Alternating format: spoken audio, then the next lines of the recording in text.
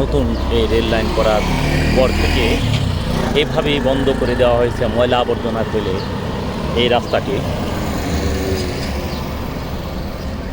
পুরো রাস্তা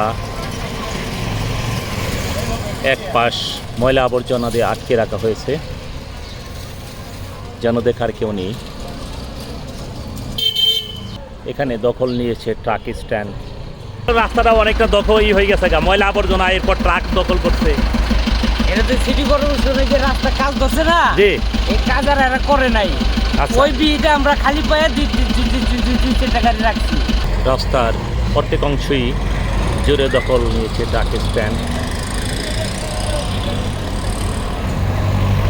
এই জায়গাটা হঠাৎ করে এই যে রাস্তাটা দখল করে আর এই যে হয়ে রয়েছে ট্রাক স্ট্যান্ড, এটা একটু বলবেন কেন?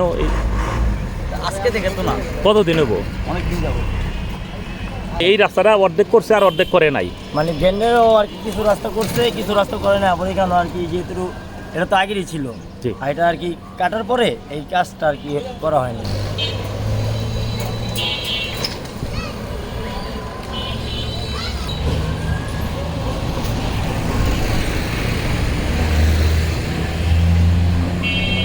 তো প্রায় 6 মাসের উপরে ওনা কাকা এই রাস্তার কাজ করে না।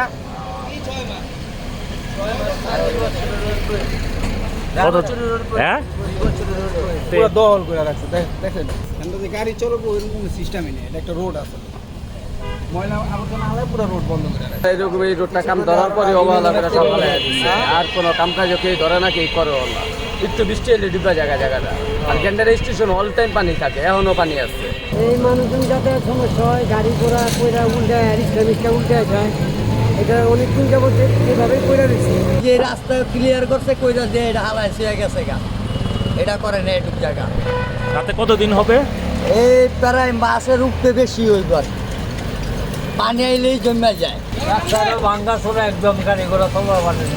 ওই যে দেখেন আন্ডারপাসের কারণে এই যে এই পর্যন্ত ওই যে টিনটা দেখছেন, ওই যে ওই জায়গায় ভাই একটু ভিডিওটা মারেন, ওই যে টিনটা দেখছেন, জি জি জি। ওই যে লোকজন বয়ে রয়েছে বাঙ্গারির দোকান, জি। হ্যাঁ, ওই পর্যন্ত ভাঙ্গার কথা আন্ডারপাসের জন্য।